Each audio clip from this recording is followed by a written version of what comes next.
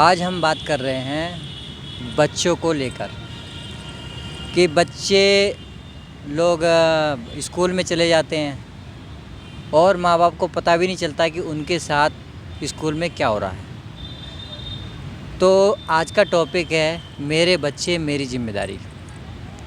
तो हमारे साथ हमारी मेहमान है आज की स्वीटी सैनी। तो हमारी आज की मेहमान है स्वीटी सैनी, जो एक बहुत अच्छी कार्यकर्ता हैं, एक्टिविस्ट हैं। समाज सेवा के रूप में वो काम करती रहती हैं, लोगों को जागरूक करती रहती हैं। न्यू वर्ल्ड ऑर्डर से इनकी जागरूकता शुरुआत हुई थी और आज कई सारे टॉपिक पे हम लोग बात करते आ रहे हैं। तो आज का टॉपिक है बच्चे। हम अपने बच्चों के प्रति कैसे जिम्मेदारी निभाएं, कैसे हम अपने स्कूलों में अपनी जागरूकता दिखा सकते हैं एज ए पेरेंट, ठीक है ना।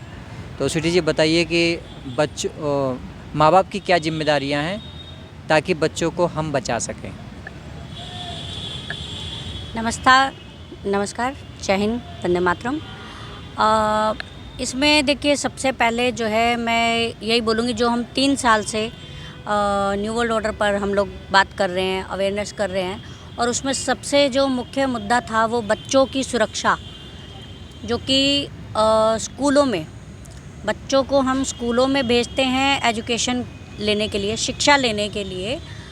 लेकिन वहाँ पर जो 3 साल पहले हुआ, सभी स्कूलों में, सभी बच्चों के साथ में, और सभी स्कूलों में नहीं, कॉलेज यूनिवर्सिटीज़ में भी सब जगह पे बच्चों को एजुकेशन के नाम पे ज़बरदस्ती टीकाकरण किया गया। बिना बताए ज़बरदस्ती किया गया, बिना बताए तो नहीं कह सकते, क्योंकि पूरे देश में, पूरी दुनिया में ये चल रहा था। जब तक दवाई नहीं तब तक ढिलाई नहीं का नारा दिया जा रहा था, है ना। तो उसको बिना बताए तो नहीं कह सकते, सभी को पता था उस टाइम पे, और हमें उस टाइम पे जानकारी नहीं थी। लेकिन अभी कुछ टाइम से हमें जानकारी, जैसे कि न्यूज़ आ रही हैं अलग अलग जगह से, सभी राज्यों से, तो अब पता चल रहा है कि ये जो टीकाकरण था, झूठी महामारी का फ्रॉड, उसके नाम पे बच्चों को एजुकेशन के नाम पे कि आपको स्कूल में एंट्री नहीं दी जाएगी, आपका एडमिट कार्ड नहीं मिलेगा, आपको एग्ज़ाम में नहीं बैठने देंगे। ये एजुकेशन के नाम पे ब्लैकमेल करके पेरेंट्स को और बच्चों को ब्लैकमेल करके बच्चों को स्कूलों में ज़बरदस्ती जो है टीकाकरण किया गया। जहरीले इंजेक्शन जो है वो बच्चों को दिए गए। तो इसमें माँ बाप जो हैं उनको जागरूक होने की ज़रूरत थी, लेकिन उन्होंने वो नहीं किया। माँ बाप को सोचने की ज़रूरत थी कि मेरे बच्चे मेरा अधिकार है, मेरे बच्चों की सुरक्षा की जिम्मेदारी तो मेरी है। अगर मेरे बच्चे को इम्यूनिटी वीक है तो मैं खुद अपने बच्चों को हेल्दी चीज़ें दे के, हेल्दी डाइट दे के मैं अपने बच्चों की इम्यूनिटी को स्ट्रॉन्ग करूँगा, है ना।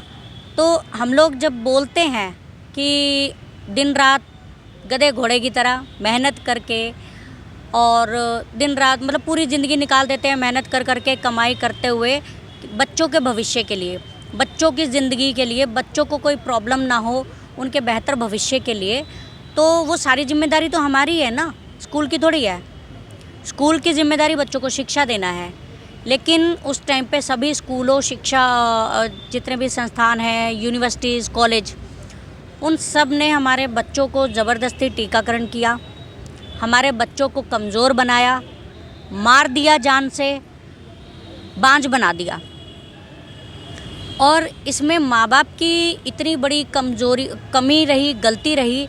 पढ़े लिखे होने के बाद भी, शहरी होने के बाद भी किसी ने भी ये सवाल नहीं किया कि अगर हमारे बच्चों में इम्यूनिटी की कमी है, इम्यूनिटी वीक है, तो हम अपने आप अपने बच्चों का इलाज करके, उसको हेल्दी डाइट दे के हम लोग अपने आप कर लेंगे। आपको हमारे बच्चों की इम्यूनिटी वीक होने की इतनी चिंता क्यों हो रही है?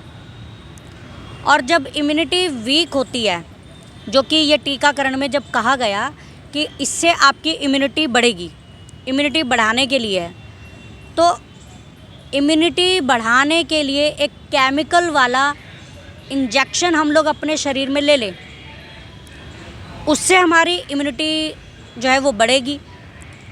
तो जो केमिकल होते हैं, दवाइयाँ होती हैं, सबको मालूम है, जितने पढ़े लिखे लोग हैं उनको इतना तो दिमाग लगाना चाहिए था कि भैया जो केमिकल होते हैं, जो दवाइयाँ होती हैं, उन सब की एक एक्सपायरी डेट भी होती है। तो जब आप इम्यूनिटी लेने के लिए ये इंजेक्शन जो आप अपने बच्चों को दे रहे हो, उसकी तो एक एक्सपायरी डेट भी होगी। वो इम्यूनिटी कितने दिन तक रहेगी?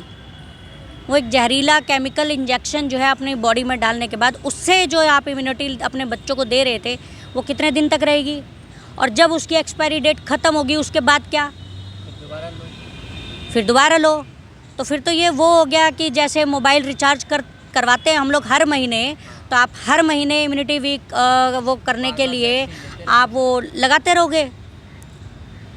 मतलब हम लोग भारतीय हैं और भारत में हम लोग जो हमारी भारतीय संस्कृति है, हमारी भारतीय संस्कृति ने, भारतीय भूमि ने हमें इतना सब कुछ दिया है, आयुर्वेद में इतना सब कुछ दिया है कि आपके किचन में हर मर्ज़ की दवा है।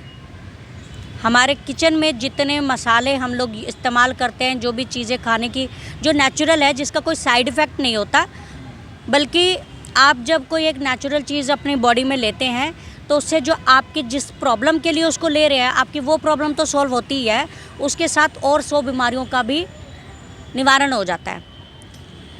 तो ये हमारा इतना, पहले हमारे जो बड़े बुज़ुर्ग थे, पूर्वज जो थे, वो पढ़े लिखे नहीं थे, लेकिन फिर भी वो साइंटिस्ट थे।